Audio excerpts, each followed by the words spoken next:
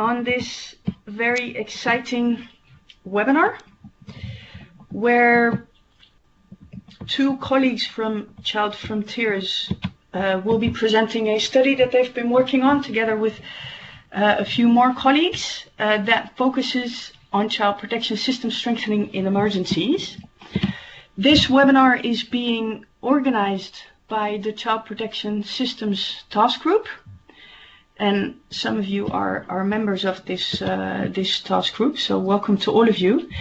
And I haven't even presented myself. I'm the co-lead of this task group. My name is Caroline. I'm Child Protection and Emergency Advisor working for Save the Children Sweden.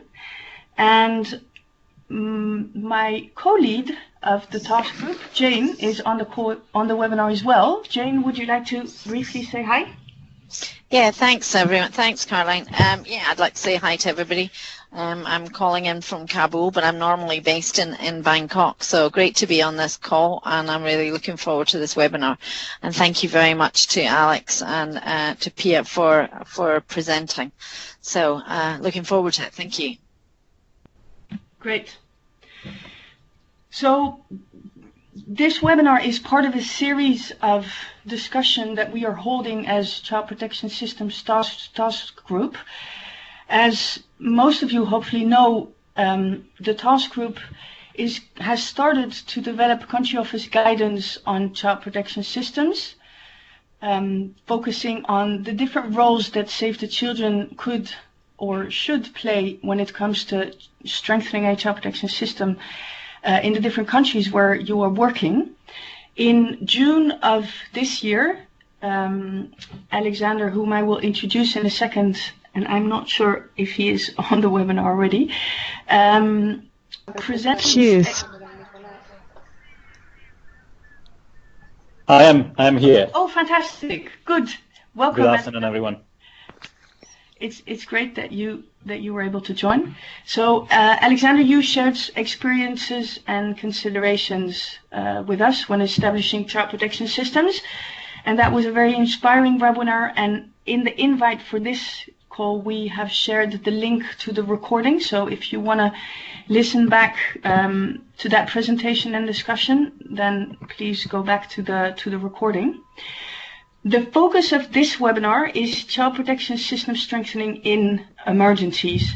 And just to recap briefly, in I think it was 2015, Pia and Alexander, if I'm not mistaken, the then Child Protection Working Group, which is now the Alliance for Child Protection in Humanitarian Action, commissioned a study focusing on system strengthening in emergencies. And Child Frontiers was asked to draft the study, and basically it includes considerations for strengthening child protection systems in emergencies. And Pia and Alexander will in a short while present the study. And why did we invite Child Frontiers to present this study? Because at the time, and I think up till now, there's a general acknowledgement that looking at system strengthening, particularly in emergencies, remains a gap. And child protection systems, from an emergencies perspective, makes us realize that system strengthening is not static. A system varies over time, and it's part of this continuum of preparedness, response, transition, and then moving into development programming. And if you look at an emergency event, like for example, a flooding, in the same setting at a different time may have different impacts on children and require different humanitarian response, and that includes the way that we as Save the Children will step up in terms of system strengthening. So in an emergency, it's basically fundamental to each time reassess the full child protection system when the emergency hits, and to ask ourselves the right questions to be able to identify our role as an organization in the strengthening of the system. So I'm thrilled to have both Alexander and Pia on this webinar. And Alexander, to briefly introduce you, you're the founder and the director of Child Frontiers, and I think over the past 20 years, you have built up a really strong portfolio of work in the field of child protection in emergencies and development, including alternative care, children affected by armed conflict, natural disasters, and also an analysis and development of child protection systems. And you have been at the forefront of the experimentation and learning on child protection systems, contributing strongly to the international strategic shift towards a systems approach. And you've also worked on designing innovative research methodologies to map, generate evidence, analyze and establish long-term visions for contextually appropriate and sustainable child protection systems. So very welcome to you on this webinar. And Pia, you are also working for Child Frontiers as an associate, and you have over 15 years of experience in child protection, including in complex emergencies, natural disasters, and developing country context in more than 20 countries throughout, most of the regions. And you worked as program manager, technical child protection advisor, and independent consultant. And in recent years, your work has focused on research and evaluation, including on child protection systems in both development and humanitarian settings. And both of you, together with your colleagues Hannah Thompson and Tina Fisher, you are the co-authors of the study that we will be discussing today. So I would like to hand over the mic to both of you. And just to share with everybody that we will first listen to the presentation, and then there will be time for questions and discussion. So while listening to Alexander and Pia, please take note of the issues and the questions that you would like to raise afterwards. Thank you very much. And Pia and Alexander, the floor is yours.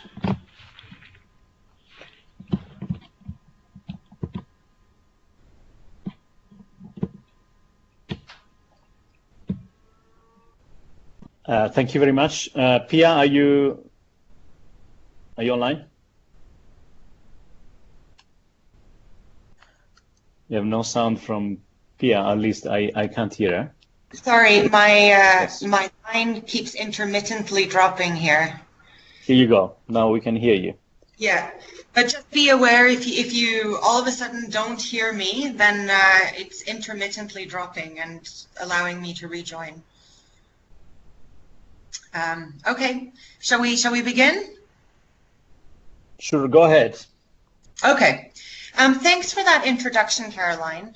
And as you said, so what I'm going to talk about today is the kind of what was the product of this study that we did looking at child protection systems in emergencies. And you'll see from the title of the slide, we entitled the end product Adapting to Learn, Learning to Adapt, Key Considerations for Child Protection System Strengthening in Emergencies. Next slide, please.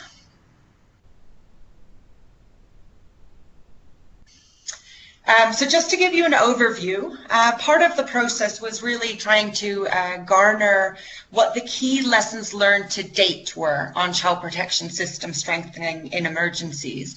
And then on the basis of that, what would be some of the key considerations for agencies and staff working in that field specifically. Next slide, please.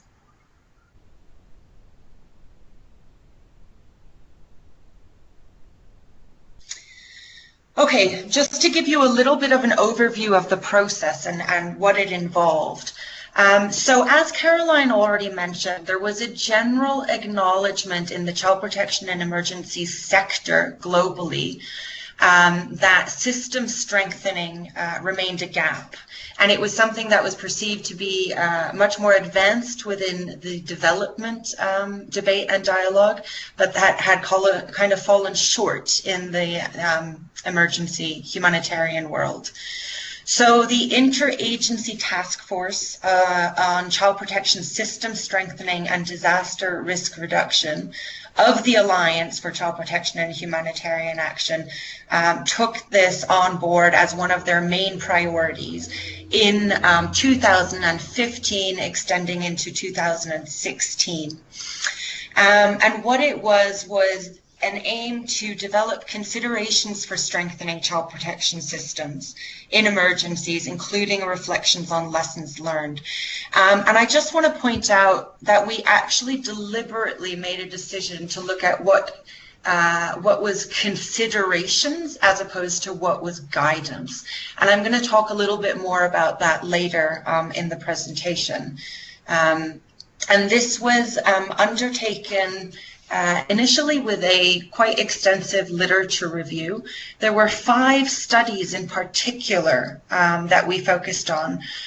These were in-depth studies that had taken place over a 2-year period conducted by the CPC at Columbia University, looking very specifically at child protection systems in emergencies. These included the Philippines, Haiti, Palestine, South Sudan, and Ivory Coast. We also conducted numerous key informant interviews, both at the global level in various countries affected by emergencies. Next slide, please.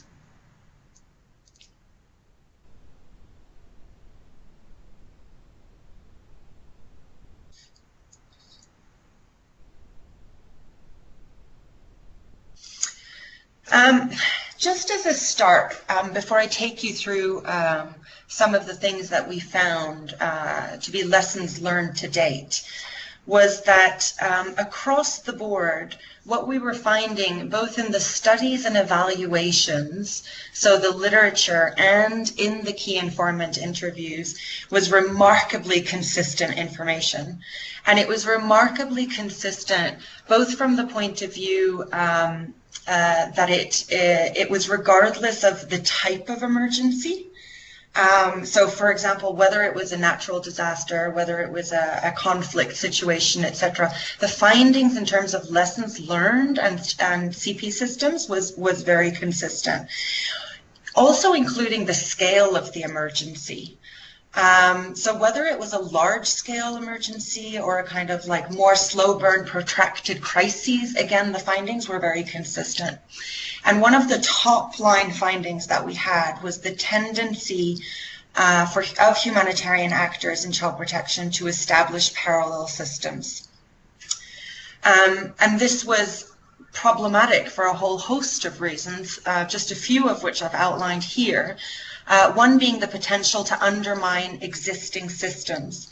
So, for example, the literature and respondents identified that quite often efforts were already underway locally to respond to the emergency. So that includes both, for example, within the formal system actors, so government agencies were already responding, perhaps both at the national level and the local level. Local organizations were already responding, and communities themselves were already responding. But here, the description, several times over actually, was that the humanitarian response would parachute in and completely take over. I read a very interesting article some years ago, which was called The Week 3 Effect. And it was specifically talking about the Haiyan emergency, but I think the lessons learned captured in this particular article actually extend much more globally, and they're certainly very consistent with the findings of the study that we did. And it was really describing that especially in large-scale emergencies, by week 3, the international humanitarian system would have descended on the emergency and would completely take over in terms of the response, undermining existing systems and efforts that were already underway. As you can imagine, this is not, it leads to an unsustainable approach as well, in part because this parallel system doesn't necessarily translate to existing systems and approaches on ground, and isn't transferable either. It was again and again and again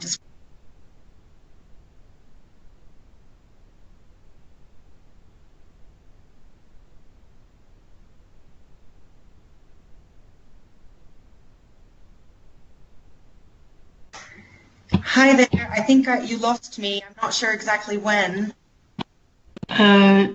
15 seconds ago. I think you muted yourself. No, I didn't. It keeps cutting me out, basically. So, and then I have to rejoin. At which point did you last hear me? You just said again and again and again. Again and again and again. It's alienating families, communities, that the response was not necessarily appropriate or relevant to meeting the context. So both in terms of meeting the needs and almost sort of over assumption of what the needs were without actually having looked into it in detail, but also not understanding the kind of the broader context in which those needs would sit and what would be the most relevant and appropriate approach to addressing and responding those needs. Next slide, please.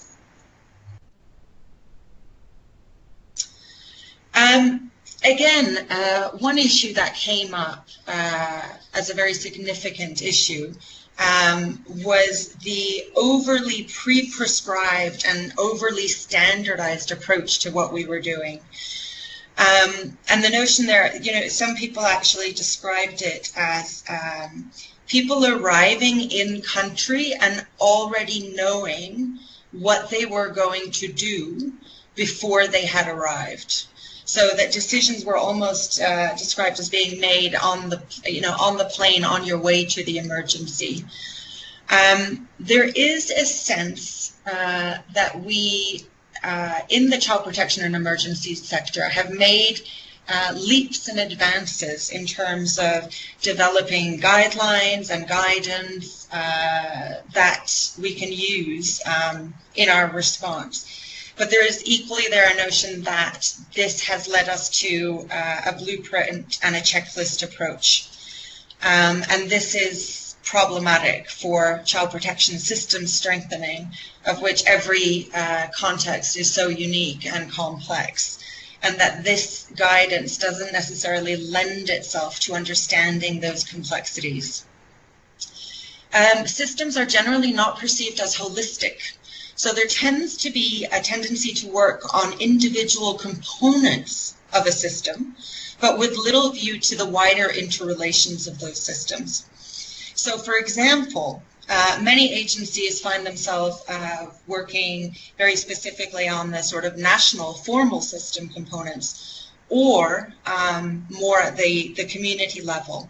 And of course, this is fine, and this might be the way that organizations work, but they're not taking a broader view, for example, as to how those systems in a context connect to each other, what the relations between those systems are, what the shared or not shared perceptions of those systems perhaps could be, and the different ways in which they link. Next slide, please.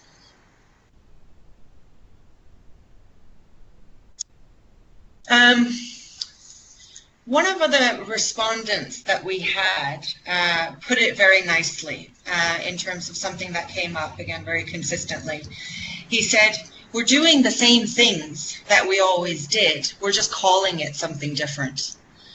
And there were many, many respondents that actually brought this up, that actually what we're doing in our child protection and emergencies response is pretty much the same thing that we've actually been doing for a long time, looking at a lot of the same issues and responding to those issues in much the same way, but we're just calling it something different. So we've kind of just repackaged our approach. but that actually very little has changed in practical terms.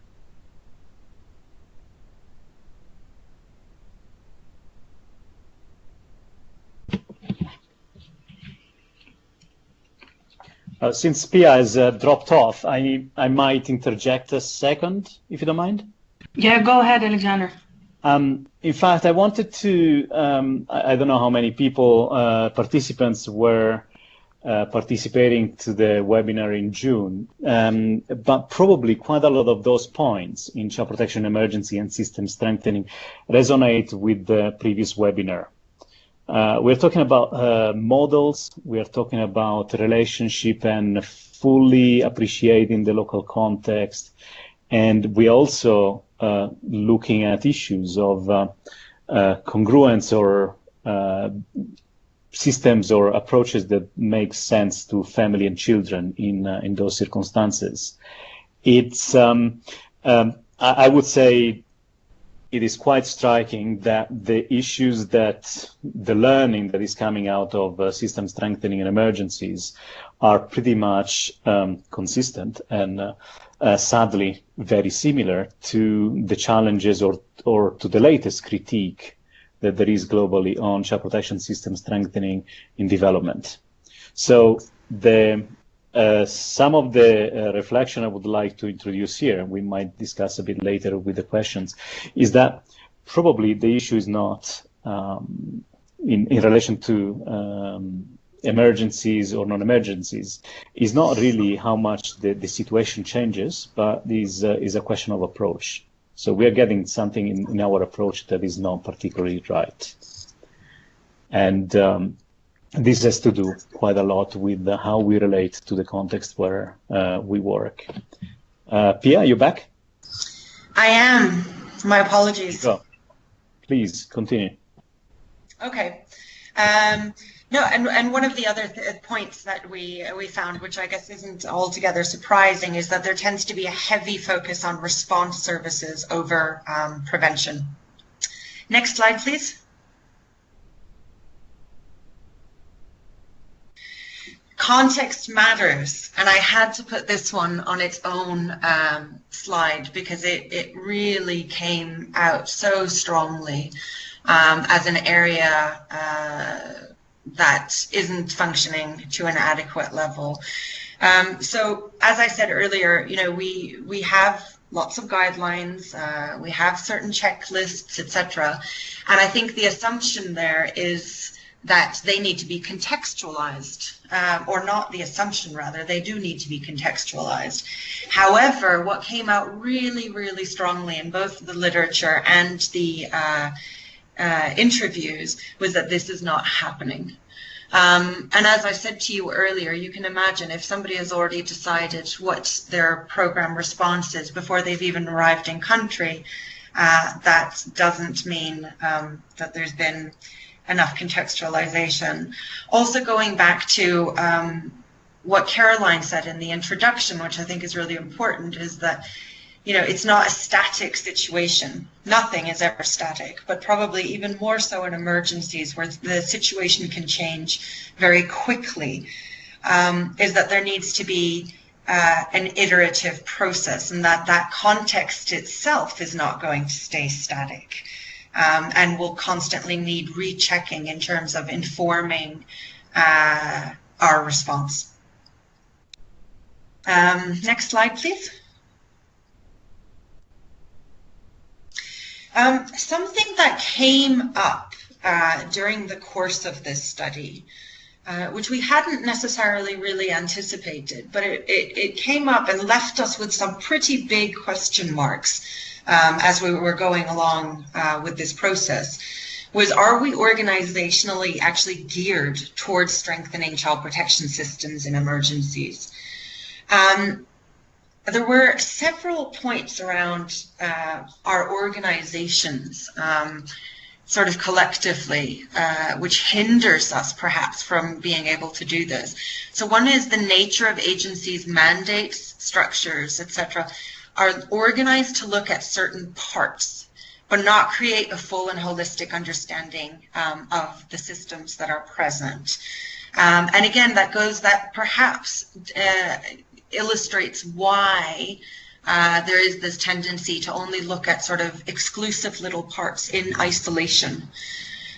Funding, and anybody who's ever worked in emergencies will know that this next point is a massive point. So funding still tends to be primarily project-based, and humanitarian funding cycles do not facilitate a longer-term view.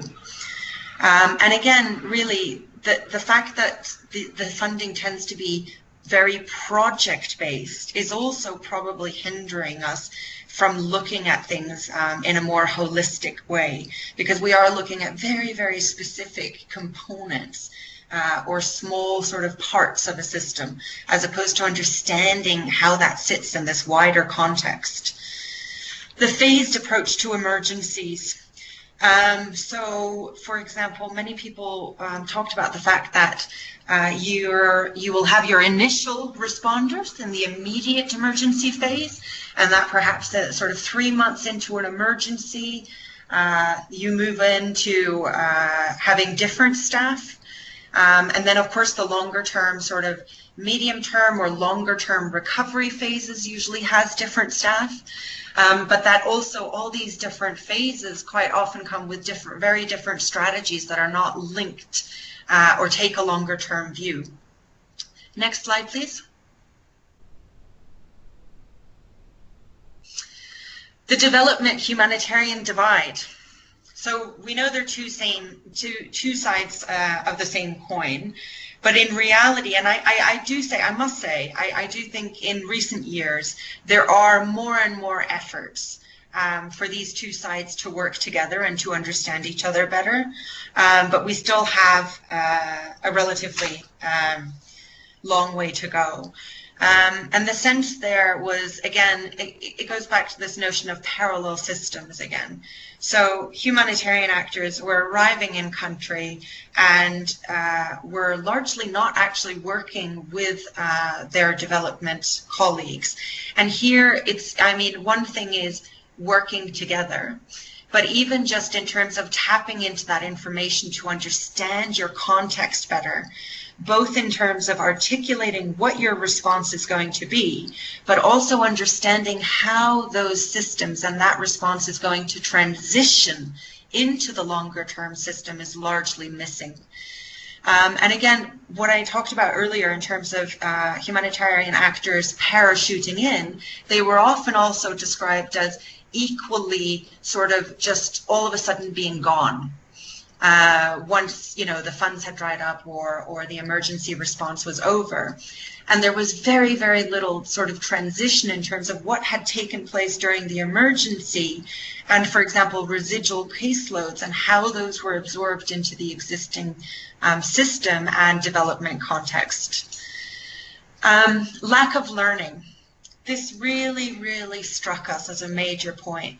So we saw, for example, being privileged to be able to review various documents, evaluations, studies that had taken place, etc., that there was a huge amount of learning there in terms of what had worked well, what hadn't worked so well. Oh.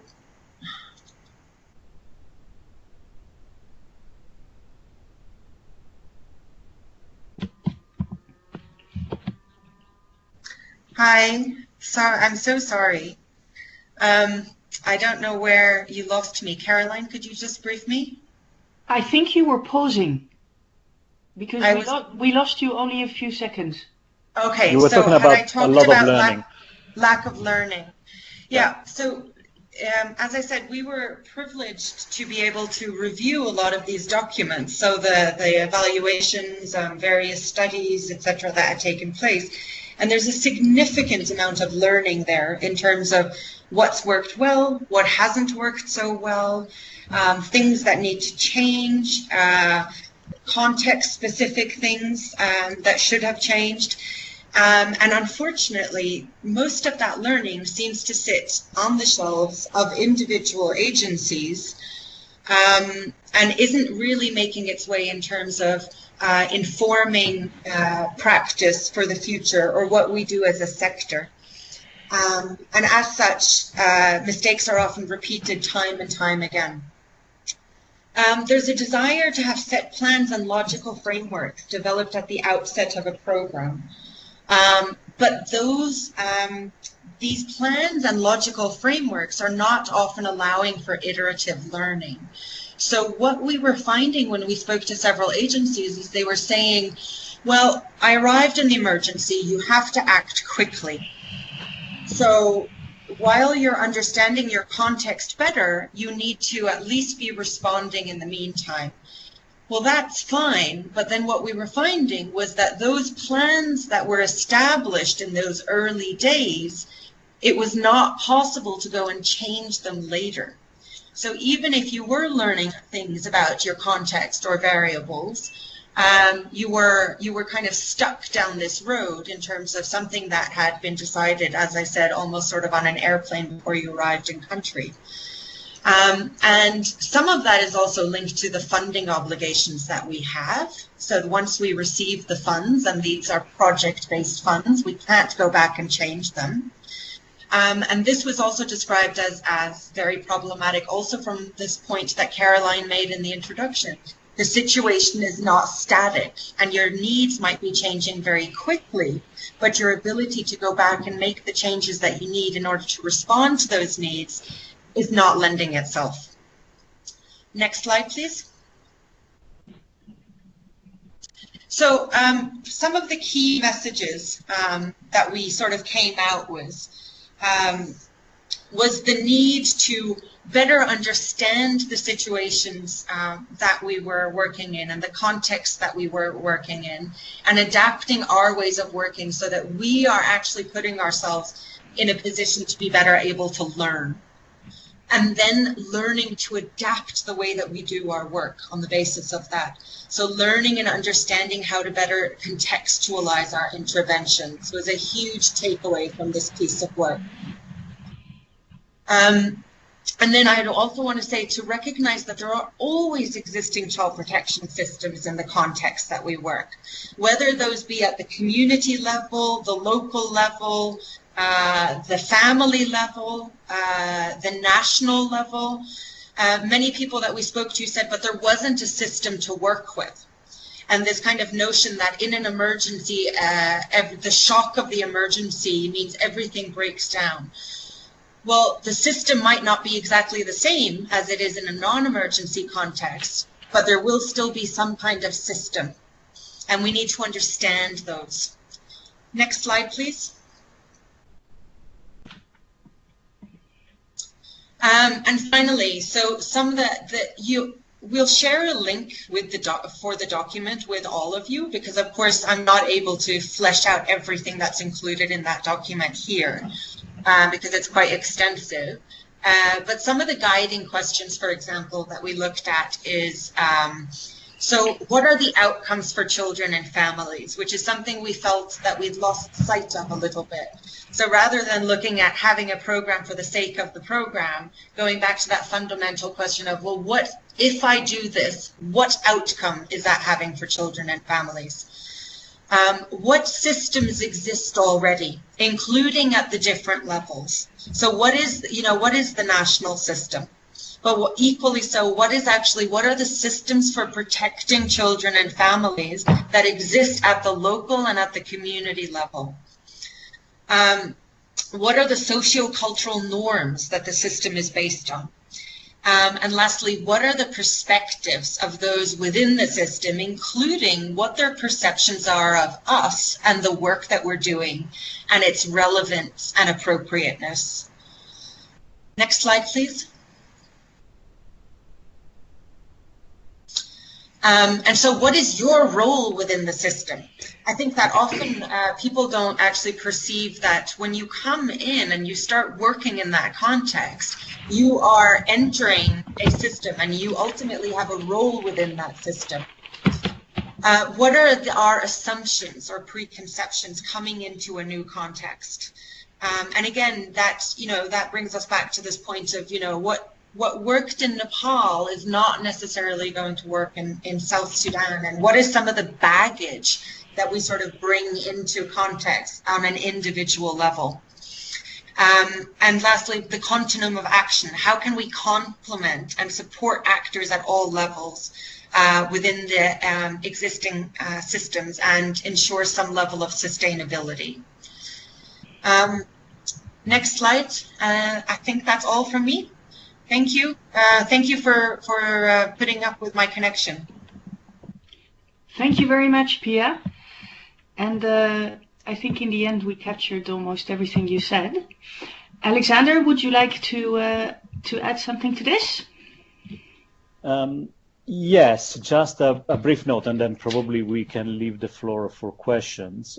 Just to keep on referring and linking this to non-emergency situations or bridging the divide, it really becomes more and more apparent that the challenges we are facing in child protection systems in emergencies are the same of those that we face in development. So is, as I said before, is more an issue of approach rather than the situation we are working in. And maybe in emergencies, we are like in a fast forward movie. Things happen in much faster pace, but the questions that we should ask ourselves are very similar. And the challenges we face in relation to system are very similar in relation to context and what makes sense and what exists, and acknowledging this. Maybe one of the point is that how do we make sure, if these are a rapid onset emergency, that those information and the knowledge of the context and the existing systems are readily available. It is less and less the case in many countries that there is no understanding of the existing system scenario. And if that is the case, it would be an excellent idea to begin to get ready for working either in development or also as a preparedness measure to understand really what are the systems in place, how they work, how they interrelate, how much they make sense to the different section of the population, and how much are actually relevant and appropriate to the context. So that would give probably actors, both in development and in emergencies, a great advantage to position themselves in the best way and to be more effective in their planning and their designing of the strategies. I will stop there in considerations because I'm sure there are plenty of questions. Yeah. Thank you very much, Alexander, for that addition. And from my perspective, what I very much liked is the fact that you re-emphasized the relevance of realizing that reality and context changes in the aftermath of an emergency, the relevance to link both development preparedness and emergency work, and basically also it gives us the question, how can we ensure that this child protection system lens is one way or the other injected into the DNA of basically all child protection colleagues working on the ground to ensure that they do sit together in the aftermath of a response, to ensure that response teams capture what has already been done on the ground in the development phase and hopefully also in the preparedness phase, and that we don't continue to reinvent the wheel, because that is, you didn't say that literally, but that is really often what happens. I would like to open the floor for to start with clarifying questions. So either please open your mic, and otherwise please write your questions in the conversation box. And let's take a few questions and then give Alexander and Pia the time to take the first round of questions. So please share your questions with us.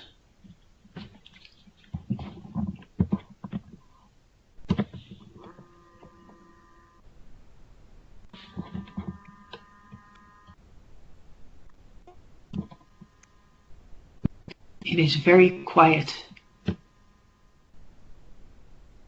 Okay, here we have a first question from Red. Thank you for sharing. How do we work with governments that resist the role of NGOs? How to deal with corruption and imbalanced power dynamics to influence the system? Okay, let's wait for a few more questions. And feel free to share it by opening your mic.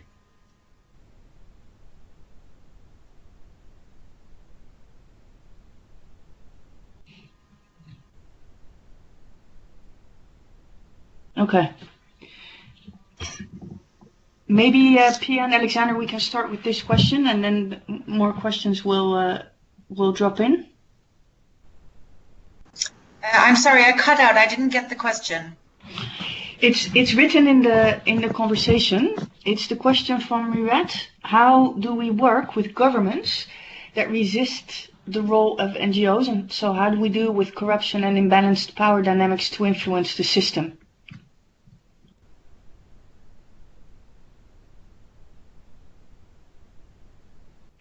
Pia, do you want me to give it a go? Go ahead. I'm not sure we have a clear answer. I mean, there are a lot of reasons why some of the governments resist NGOs. And those might be historical reasons, it might be specific NGO and government relational issues. And it also might come down to the kind of model that NGOs would like to promote in terms of systems, or what is the paradigm of services that you're proposing. Or even just the agenda of children's rights sometimes is really problematic. So I wouldn't be able to say, well, that is the way to go, or things to be done. I think is part of, first of all, understanding, as Pia was saying, who we are and what we represent, but also what is the baggage that we bring with us. What is the understanding of child protection we bring with us, which is, again, very specific to some cultural context that needs to be translated or explained in for people that have different frames of understanding, or different frames of interpreting life, and different worldviews. So those, to me, generally speaking, in the literature I've seen or the situations I've been working in, most of the time the opposition of government, unless it is related to human rights issues and the role of NGOs in this area, the opposition is more because of a lack of mutual understanding and therefore a lack of trust in terms of government perceiving NGOs as supporting or promoting models that are not right for their context, and therefore resisting in one way or the other. But I'm not sure that there is one way to address those things. Just to give another idea, in development, for example, there are certainly certain moments or certain given times where governments are not ready to work on systems or substantial system expansions and strengthening. And I think it's our responsibility to respect that. We can't force the hand, and we can't just pretend that we control everything. So we need to adapt our strategy according to the circumstances, which doesn't mean we can't do anything in relation to systems, but it would be already great if international organizations with local organizations that can get on the same page begin working on the same directions, if the government is not ready. But that is the extent I would go for the issues of relationship with the government. Great, thank you, Alexander. Shall we move to the next question? And I'm going to take Anjana's question, which links to contextualization, and you have made quite a lot of comments on that, also linked to yes or no, developing a model or a specific approach. So contextualization often requires leaving packaged programs behind. There is a perception that it is hard to get funding for programs that do not follow a tried and tested model. How to address that perception and advocate for genuine contextualization of programming? Nice question. Alex, can I take that one? I think that's a great question, actually. And it's been something that we've discussed quite a lot. And I certainly take your point in terms of that there's a perception of getting, that it's hard to get funding for programs that do not follow a tried and tested model. But I do think that increasingly there is a shift in that, I think, in terms of if you're able to provide an evidence base. So if you're able to really demonstrate, for example, why this approach would be the most appropriate, then I do think there is an opening for that. And I also think that, I think the donor community is actually changing on this. I think there's a general consensus, or at least a beginning of a dialogue there, in terms of we have to change the way that we've been doing business. And again, it goes back to this issue of, like, if we're really talking about genuine outcomes for children and families, then we do need to change the way that we've been doing business. And I do know that I was privy to one donor meeting just last year, for example, and there were several of the donors that provide funding for child protection and emergencies specifically, who said, I would love to fund something that's more relevant and appropriate, but the only proposals that I receive are the same.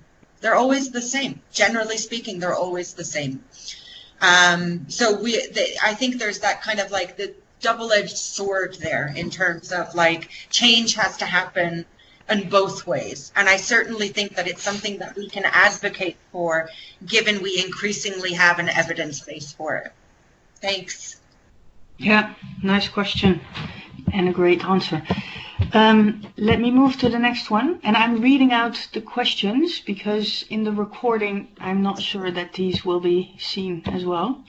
I'm not sure on this, but so Amer, thank you for your question. Advocacy, I feel, is an integral part of child protection systems. In Pakistan, we have conducive child protection legislation that give legal cover to child protection systems in just 2 provinces, and in the rest of the province, even if we help in establishing child protection systems. And now it moved. Even if we help in establishing child protection systems, it is almost impossible to sustain them in the long run. So have you included the advocacy angle in this?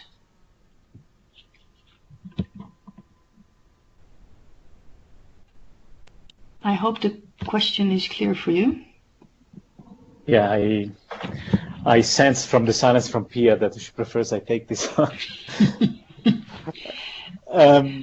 I think advocacy has a tremendous role for any kind of program and engagement that NGOs and civil society organizations have with the government, with communities. I'm not sure that the advocacy within a child protection system is absolutely a good strategy to ensure that is sustained in different areas. We can advocate, we can explain, we can inform people, but it's very difficult to convince people that are not interested in what we have to offer. And I think that really modeling systems and making sure the systems are resonating with local realities is probably the best way to make sure that certain resistance are overcome, but also making sure that systems are fully responding to local context in terms of resources, capacities, and capabilities on the ground, and not imagining or promoting systems that are a wish according to the circumstances we are. That is an essential part to be able to make sure that then those systems are picked up and then are expanded and actually implemented. Many of the systems, to be frank with you, that we have reviewed both on literature and reality are mostly wishful thinking, because they have no correlation with the available human resources, capacities, and financial resources, and no correlation with what is going to be available in the next 50 years.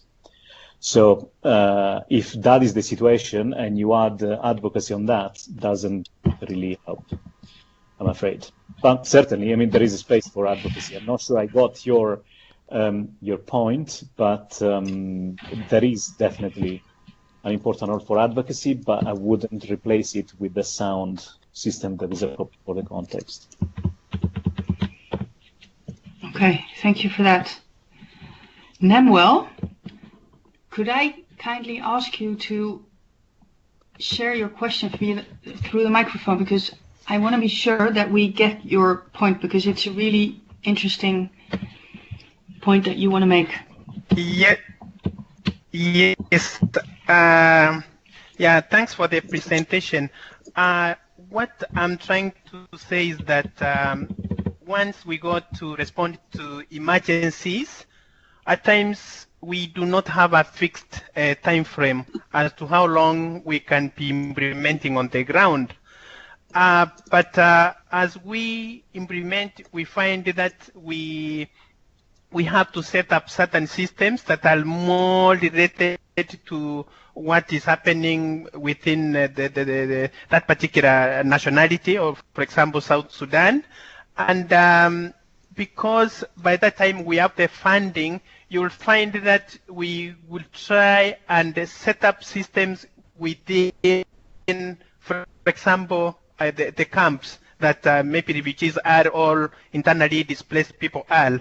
Now, as we set it up, we find that we create that discrepancy between where we are responding and also at the national level, which you might find that most of the systems haven't been even initiated. Most of the systems have they were disrupted. So you find that there is a big discrepancy in the host community or within the government systems, and to what is expected of us to implement also, for example, in a particular setup of like a camp.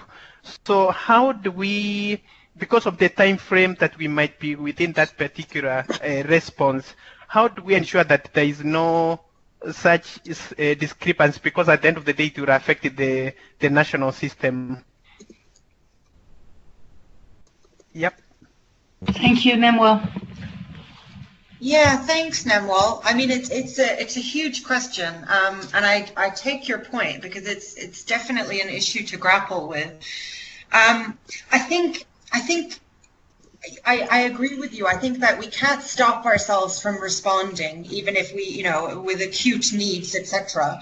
But I think that there's a process there, and I think it remains iterative. So, for example, we need to, in a context with, as you say, a refugee population, still have some level of understanding of what the national systems are. So that we try to streamline at least our approach, because I think in many refugee settings, especially if they end up being situations of protracted displacement, is that those populations do end up being served by host national systems. I think, for example, in northern Uganda and the South Sudanese refugee context there, we're seeing that many of the camps are still relatively new. So, for example, although in theory those refugees will also be served by some Ugandan services, those systems are not yet set up to cater to that. So as a result, they have had to set up other systems to respond to the needs in the camps, with a view to the fact that there will be some kind of transition to also receiving access to government services. But you've also touched on something which I think is really important, and something that we grappled with when we were doing this study and trying to develop the considerations. And those are those highly complex situations, such as refugee situations, where you might have refugees in a host country who are, for example, covered by the national, the host national system in terms of services, or at least some services, but who come perhaps from a very different system and have community child protection systems which are very non-aligned to that national system. Anyway, these are, I'm just putting it out there, because it's some of the things that we sort of grappled with. But yeah, it's very complex in those scenarios. Thank you, Pia. Now I would like to combine two questions, one from Kuram. And Kuram, you're saying, do we have any findings to improve on rapid assessment tools? Or perhaps would you suggest the increase in frequency of assessments due to the fluid situation and improved level of participation of communities and children? And this question links to the question, Safira, that you had posted about the specific role of children in child protection systems strengthening. So basically, Kuram, it's a very practical question. Wondering if we should do more assessments, given the changing context in an emergency, ensuring that we capture the changes, ensuring that we are able to address them, particularly from a child protection systems perspective. So, Pia, Alexander? Can I, maybe I will say something short here. I think Pia will have also additional things to say about the tools and rapid assessment. I'm not sure we need more frequent assessment. I think we do need to be systematic about data and about information and how we consult with communities and potentially beneficiaries or the affected population. But I think that fundamentally there is already quite a lot there. It can be improved, certainly. I'm not sure that at the moment of the emergency is the time to collect information about a national system and so on. It might be cumbersome, but certainly some references need to be handy. So they need to be available. If they're not, then we need to find a way to gather that information. And the information about the functioning of the national system at the local level generally is not included in existing tools. On a note, what I have to say, in the evaluations I've been involved in on humanitarian response, the things that strikes is not about the frequency of the assessments, but is the lack of use of those. I mean, the assessments are done, but then we don't use them for planning, or we don't use the information we have for adapting our programs. And that is not is a very common issue for all organizations. So it's not always the issue that the data is not there, but simply since we have pre-planned programs, then the data that you collect becomes irrelevant. So it becomes irrelevant what children and youth have to say about their situation, the challenges that they experience. It's nice for reports, I'm afraid, but it doesn't then translate into programming adaptation and programming responses. So children, for example, would have a dramatic role in child protection systems, at least in determining the priority of their needs, whether those are exactly the way we frame it from our program perspective or are very different. But I think that internationally, in emergencies more than development, we dropped a little bit the ball in being very thorough and honest with the population we're meant to serve. So information is there. Often we identify the issues and we are not addressing it. So that is a big question mark that was also discussed at the Child Protection Working Group 2 years ago. Why the evidence is there and is not acted upon. I think that is more, at least from my perspective. Maybe, Pia, you have a more technical review on the actual tools that are available. Thank you.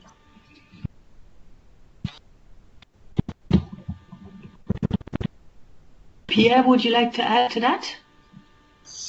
No, I think that kind of summarizes it. And I just to go back to this point on how do we continue to inform our programming to make sure that it stays relevant and appropriate, acknowledging the fact that the contexts are not static.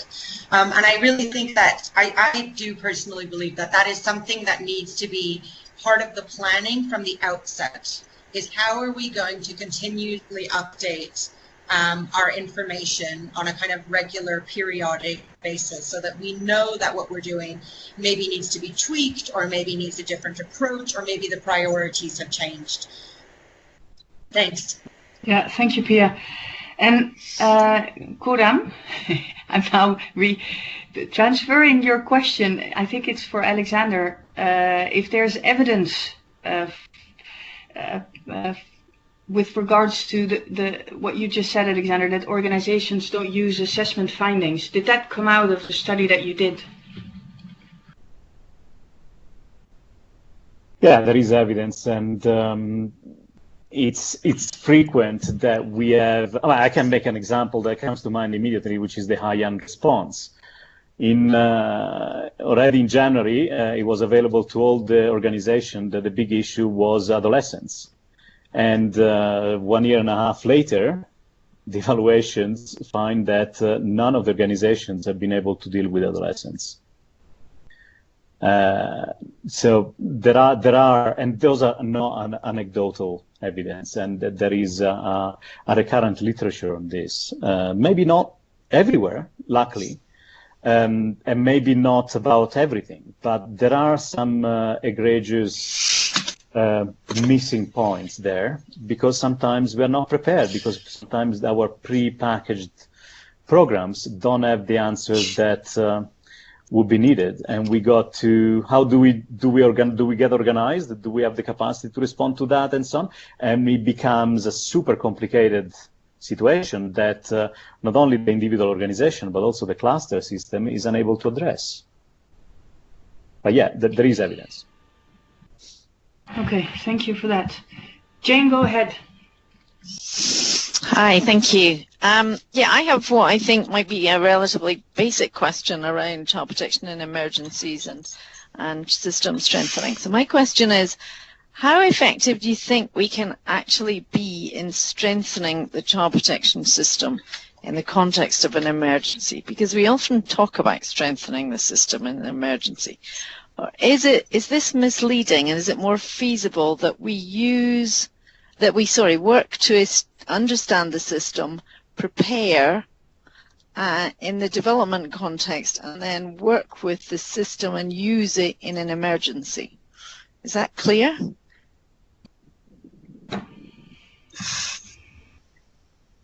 Sorry, Jane, I missed that. What did you say? Okay, I'm asking how feasible is, or how effective do you think we can be in strengthening the child protection system in the context of an emergency?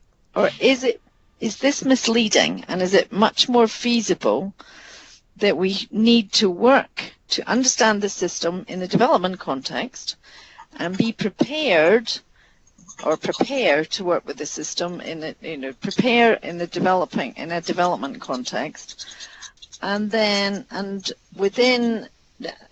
within an emergency context, then we work with it and use it? So the question is whether it really is, whether we're being realistic in thinking that we can strengthen a system within the context of an emergency. Sorry, Jane. I think this is the key question that kept the author debating for ages in writing this document. The issue is really pertinent because you really wonder if this is how we are organized, this is how the humanitarian situation, the humanitarian world wants to work, and those are the constraints and so on. You really wonder, are we really set up to reinforce or strengthen system in these conditions? I still think that, yes, potentially we can be effective, but you need to get a series of things right in order to be effective. I think that there is an aspiration to get this right and to make sure that we strengthen system through the work we do in emergencies. But I think the first step, at the minimum, should be that through our emergency response, our humanitarian strategies and intervention, we don't undermine what is there. Because currently that is what is most of the time is happening. So it's not even are we effective, but how much damage do we risk of inflicting to existing community system, to existing local systems and services that are then totally dismembered, reorganized during an emergencies with international organizations.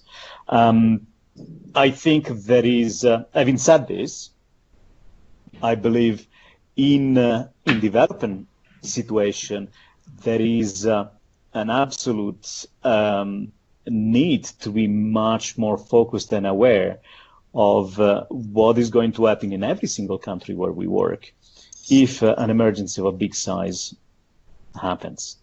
And how do we get organized to avoid, again, that we take over? But we take our role much more in terms of a complementarity to existing processes at community level and at the national level and so on. But that goes, again, through understanding a bit more in depth and ensuring that we know the granular situation at the community processes in many countries where they exist. I'm kind of optimistic because I think it can be done. But the opportunity to get it wrong on the way are many. And I stop there. Thanks, Alex. Pia, would you like to add anything to that? That's pretty much my take on it as well. Okay. Thank you for that. There is one more question that we received. And that very much links to the slides that you presented, Pia, on are we organizationally geared towards strengthening child protection systems in emergencies? And the question is, did you come across some really inspiring examples of agency work? And that could be Save the Children or other agencies as well, specifically on child protection system strengthening in emergencies, that we as an organization, Save the Children, could learn from? It wasn't so much sort of specifically agency efforts per se, but what we were seeing, which I think was really positive, was, for example, the increasing attempts to ensure that the kind of national development actors were involved and informing the process of the humanitarian response. So, for example, I know that there were several agencies that noted that during the Nepal earthquake response, that they really managed to see a shift in their organizations in terms of what they were doing. The other thing that I think a number of organizations are doing is, and this goes back to the kind of tools and, as you say, things that can be done before, as Jane was talking about as well, is the kind of increasing attempts, especially in countries that are prone to conflict or natural disasters, to better understand the system, to have that information at hand so that you're not sort of scrambling at the last minute. I know that there's also a couple of organizations that are working on their tools in terms of their assessment tools, but also as we said, the kind of tools for how they continuously and regularly update their information in emergency so that they're informing their programming on a kind of continual basis. And also using those tools as advocacy tools for donors. Exactly. And do you know of organizations that are using the key considerations that you developed as part of the study, that are already integrating that into their policies and programming documents? Because it is included in an annex, and those of you who were participated in the learning event in Asia, I think I was the one who mentioned that the key considerations is basically a list of really interesting reflective questions, over 100, taking us back in our reflection around what is a child protection system, what is in place in a country in terms of components and actors. And once you've mapped that out, only then comes the question: where do we as Save the Children want to come in? Where can we strengthen what is there? Where can we step up where we have identified gaps in a child protection system? So for me, those questions were very, very interesting. Do you know of any organizations that have already started integrating that into their into their work? And just to emphasize why I'm asking this question, because for me, basically also linked to your question, Jane, and your answer, Alexander, yes, it is about building on what is already there. It is about not taking over. But for me, the most fundamental step then in emergencies is about reassessing the reality on the ground. And that means that you need to understand and be able to ask the right questions that will guide you into the right direction in terms of assessing what is still there and identifying the gaps, because a government is no longer existing, and because you will have to build and work together with community-based structures, because that is that is the way to ensure that you give communities, families, and children a voice in the response. So that was a long talk for me. So the question is, are there any agencies that are already integrating those key questions, key considerations into their programming?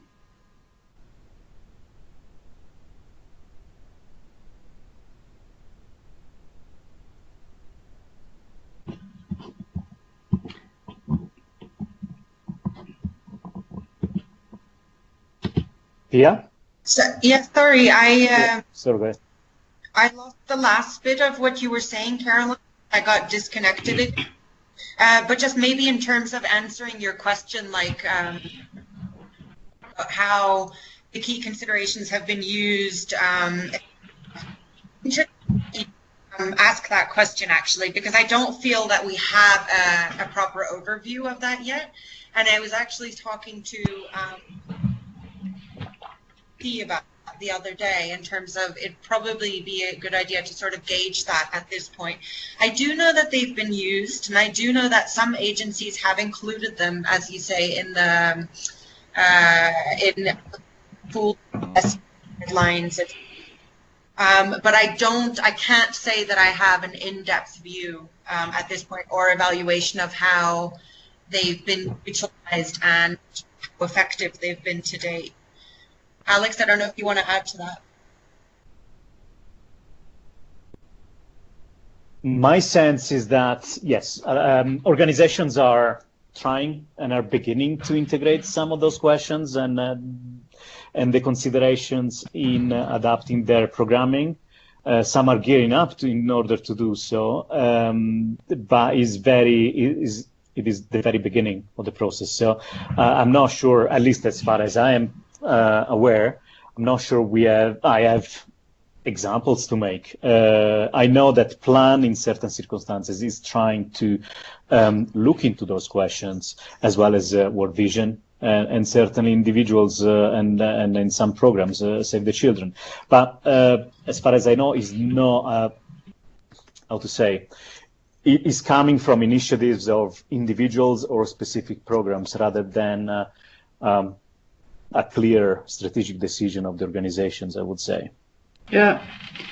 And in a way, the nice thing is that knowing that you decided to develop key considerations rather than developing guidance and a specific approach, I think the Alliance has continued in using that line of thinking, because I think last week key considerations for mobile programming have been shared, and I know that the community-based child protection in emergencies task force is also going to develop key considerations with regards to community-based child protection work. So I find these developments very interesting. Let me see if Pinar, let me see if we can capture one last question before we close. Pinar, when a rapid response is needed, there might be really little time to evaluate the context in depth and engage in consultations, while our response to children in need of protection should not be delayed. How to balance that in emergency? This is a wonderful last question. Thank you, Pinar. Yeah. Pia Alexander? Yeah, Pinar, that is a really great question, and it's really something that we discussed at length in the process of developing these key considerations. And if you have a chance and you look at the considerations, you'll see that we've actually tried to address some of that. So thinking outside the box in terms of when you need to do an immediate response and you have very little time to do these kind of like more lengthy consultations, etc., which might come later. But what are some of the clever ways that you can perhaps like just be trying to get information as you're actually responding? So, you know, and they're simple things, I think, that we sometimes lose particular when we're in this kind of the thick of an emergency response.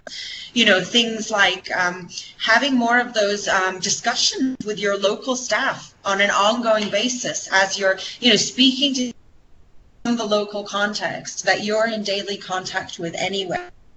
Some of these things, because even at a very base level doing this, we were finding that that wasn't taking place. And then it was these sort of super imported programs and responses and formats in terms of how things were being done that were just sort of being imported and imported with very little contextualization. So if you have a chance to look at the document, you'll see that there's more suggestions there as well in terms of how you can try to be doing that on an ongoing basis while responding. Thanks.